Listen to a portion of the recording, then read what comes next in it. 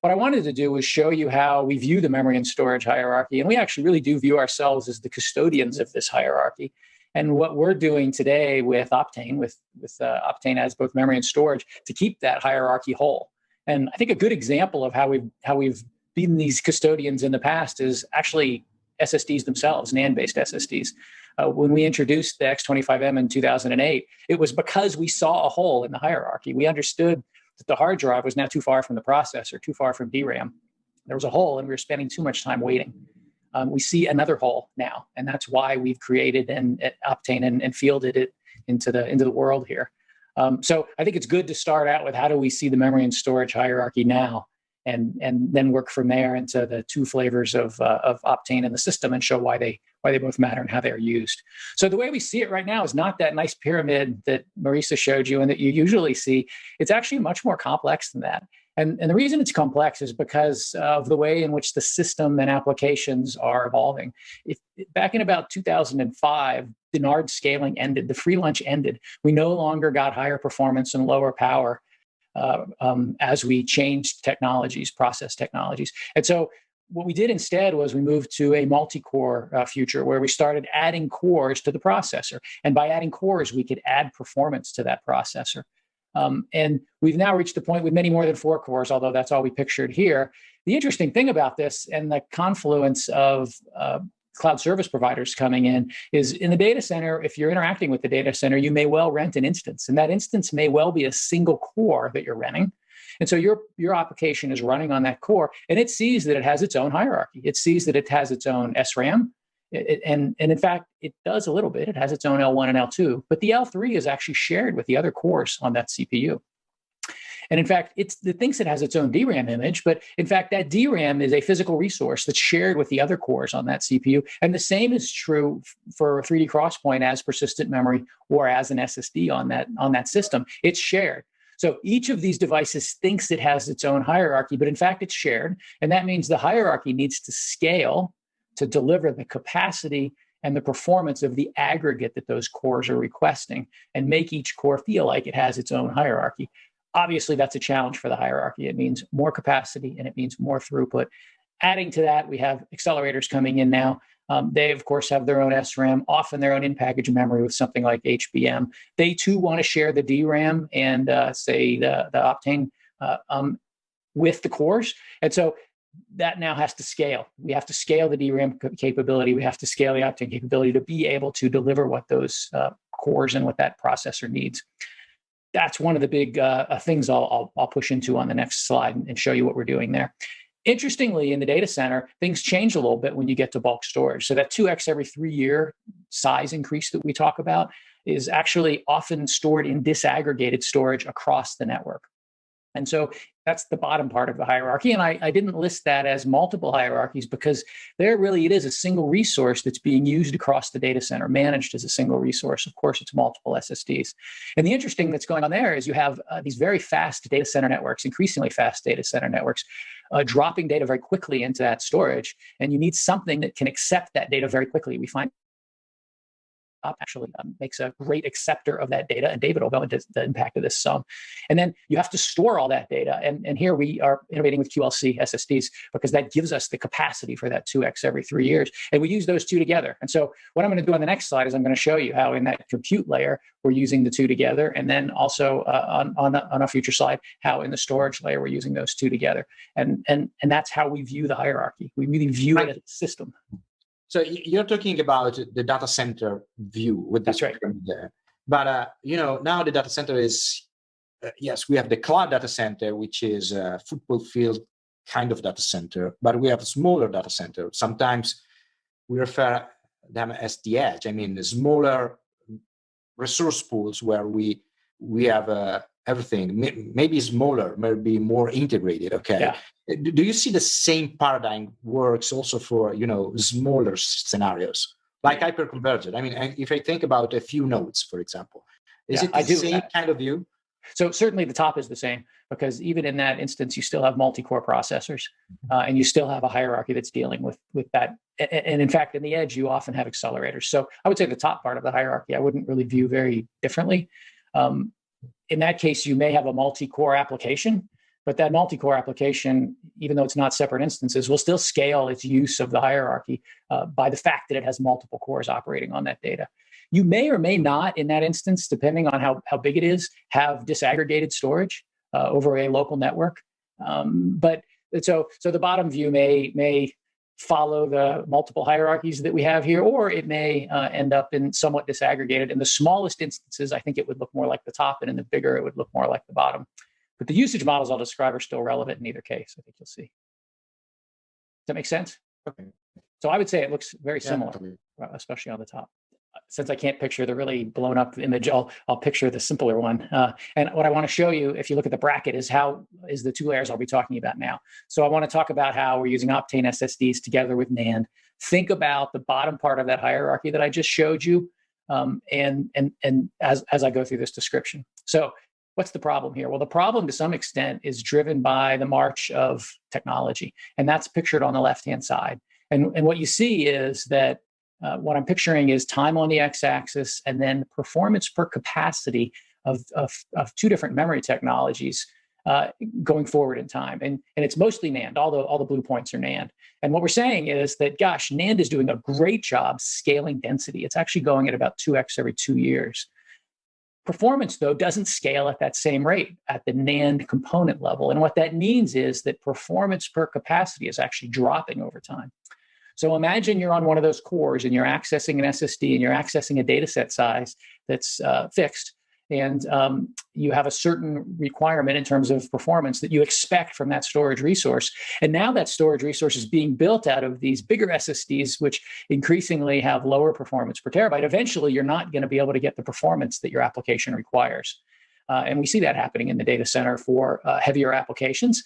And what that means now is you got to use the hierarchy. You got to save yourself with the hierarchy. That red cross is the intrinsic performance per capacity of 3D XPoint, what we build Optane SSDs out of.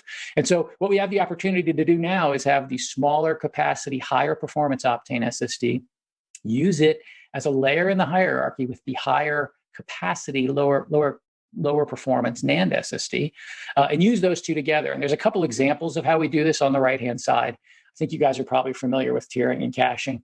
We're doing this actively, and others are doing this actively with Optane and with QLC SSDs, where the reads and the writes actually first land in an Optane SSD and get that great performance and that really fast latency. It's where the hot data lives. As the data cools, it's moved into the high capacity NAND SSD. And so that's where the bulk data sits. And, great examples of this is, say, VAST Technology, where they've literally built their platform around Optane and then QLC NAND, and can then deliver very high performance at low cost. So that's a tiering and caching example. Lots of use cases fall, or lots of specific products fall into this use case.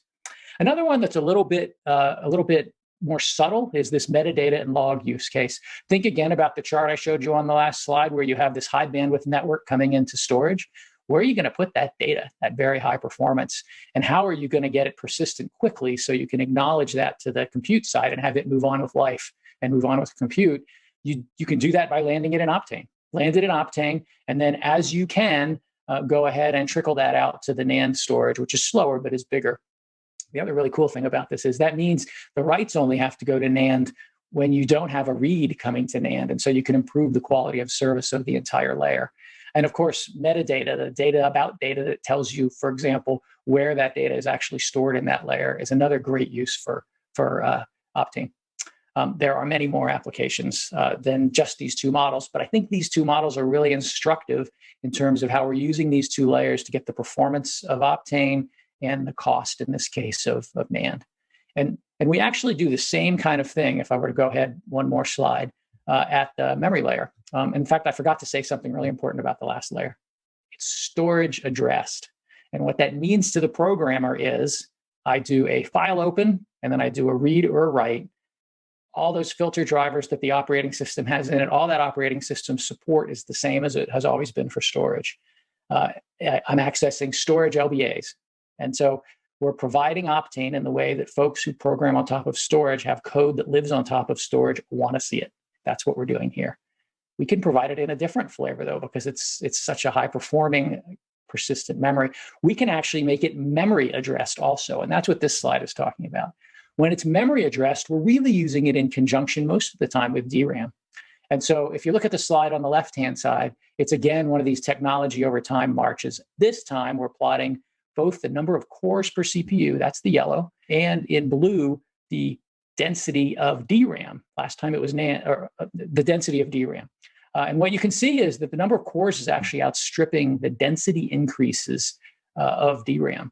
And in fact, the trends are a little bit more divergent than this, because back to that CSP example, if I'm running an instance on a CSP, I don't want just 1 gigabyte of storage. I often want 4 or 8 gigabytes of storage. So you'd have to multiply that yellow line by the 4 or the 8. And what you see is that DRAM isn't increasing in density rapidly enough to provide the memory capacity that we need. And so how are you going to solve this problem if you run a data center or at the edge? Because the same problem occurs there. You're going to solve it either by buying a lot more DRAM, that's expensive, or you could solve it with the hierarchy. And so our solution is back to the hierarchy. We add Optane, now memory addressed. So now you would still do a file open because you have to work across power cycles if you care about persistence. But from then on, it's a malloc, it's an mmap, and it's a load and a store directly from the CPU to the memory itself without the operating system in the way, without the operating system adding cycles and delay. It's amazing that you could do that actually with this technology. And what are the models you could do? Well, hey, these look familiar, don't they? It's the same use of 2 hierarchy levels, but now this time for memory, not for storage. And so in the top, when you read and write, I'll take this to a programmer. If I'm a programmer, I could say, well, I have a memory area and I have a DRAM area and I have an Optane area. And I'm going to take the data structures I have that are most commonly used and I'm going to put them in DRAM. When I allocate memory. And if I have a big data structure that is less commonly used, I'm going to put that in Optane. And now I know as the programmer that those things are true, and I can get the performance of DRAM because I'm accessing it most of the time, and the capacity of Optane because my big data is there.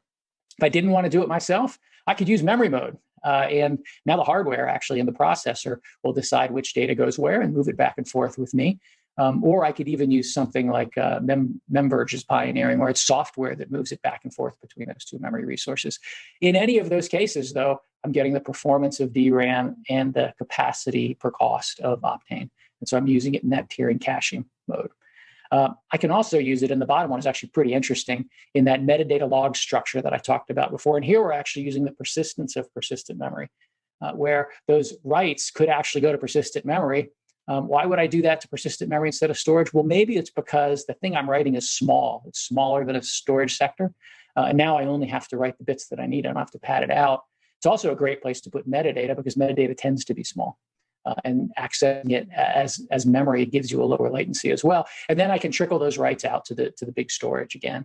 So again, there's a number of applications that fit within this model, but the point is we've got a technology problem and we're addressing it with 2 technologies and the hierarchy. And this is really how we view the hierarchy up and down. I spend a lot of time at Intel up and down the whole hierarchy. And this is the way to ship high performance systems at reasonable cost. A question on the modes for this. So you've mentioned that you're mixing essentially 2 media types, but what Intel provides, the package that you provide is Optane as a discrete device. As far as I'm aware, you're not actually combining, say, DRAM and Optane in a single package that you plug in, and you're not sort of put front-ending Optane with SSDs with like QLC, where it's both in the same package and you do all the heavy lifting and I just plug that into my server and get that magic. That's right. Sold separately? We actually think that it's best to provide them separately because it lets the customer pick the ratios that they want. Were we to provide it as an aggregated thing, then you have to actually buy the ratio we created, right? Instead, you have a whole bunch of DIMM slots and you get to decide if you want to populate them with persistent memory or with DRAM. And so you can pick the ratio that you want.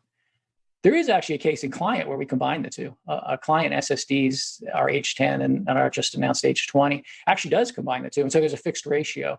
Makes sense to do in client because there's only 1 slot. And so you'd have to pick one or the other. But we often have this discussion, even for Optane SSDs, thinking about the data center. We could build a hybrid where we put both on the same SSD. In general, we think, though, that our customers want to pick their own ratio. And so they want it separate, and then you aggregate it at the system level.